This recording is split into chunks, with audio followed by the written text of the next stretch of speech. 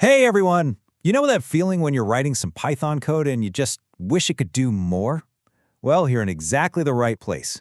Today we're going to talk about how to unlock Python's true potential by diving into the world of libraries. Let's get into it. So you've probably written a few scripts by now, right? And they work, but they feel kind of isolated. They're stuck in their own little world. They can't just reach out and talk to the internet or easily manage a bunch of files. That's the limit of what we call vanilla Python, and it's a limit we are about to completely smash through. The solution? It's all about libraries. Seriously, just think of a library as a pre-packaged set of superpowers for your code. It's a whole collection of awesome tools, functions, and modules that some other brilliant developer has already built and perfected. So, importing a library is literally like giving your script a brand new power, and it saves you an incredible amount of time and effort. Okay, so how do you get these amazing superpowers? Well, let me introduce you to your new best friend, pip. Pip is Python's package installer, and honestly, the best way to think about it is like the App Store, but for code. It's your gateway to a whole universe of new abilities. So pip is this little command line tool, and its job is to connect you to something called the Python Package Index, or PyPI for short. You can just picture PyPI as this massive, ever-growing online warehouse, just packed with free code packages. But here's the really cool part. Pip is smart. Let's say you want a library that needs other libraries to work. Pip automatically figures that out and installs all of them for you.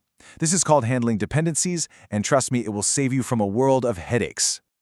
And using it? Oh, it could not be simpler. For real. You just pop open your terminal, that black box with the blinking cursor, type pip install followed by the name of the library you want, and hit enter. Boom! That's it. Pip does all the heavy lifting in the background, and you're ready to start coding with your new tools. Now, pip install is obviously the star of the show, but there are two other commands you really need to know.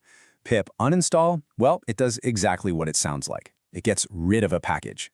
And if you ever lose track of what you've got, just type pip list, and it'll show you everything you've installed. So, install, uninstall, list. That's your core toolkit right there. All right, now for a fantastic twist.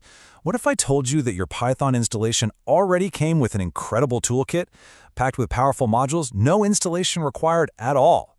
Let's talk about Python's standard library. So here's the key difference. External libraries from PyPI give you endless specialized tools, but you have to go get them with pip. The standard library, on the other hand, is already built right into Python. Its whole purpose is to make sure you always have the essential tools for things like working with text or managing files, no matter what computer you're on. You can use them right away with a simple import statement. And don't think for a second that built-in means weak. This toolkit is incredibly powerful. The Oz module lets your code interact directly with your operating system to do stuff with files and folders. The datetime module is your go-to for all things time-related. Need to calculate a square root or something? The math module has you covered. These are foundational tools you'll find yourself using constantly. Okay, so you've installed a new library, or you want to explore a standard one. You have all these new powers at your fingertips, but how do you actually learn how to use them? What do all the different functions do? This is where documentation comes in, and I want you to completely reframe how you think about it. It is not a boring user manual, it's a treasure map. The documentation is written by the library's creators to show you exactly how to unlock every single feature and find all its hidden gems. So where do you find these maps? Well, most libraries have official online documentation, often on sites like Read the Docs. You can also use Python's built-in help function right inside your code to get quick info.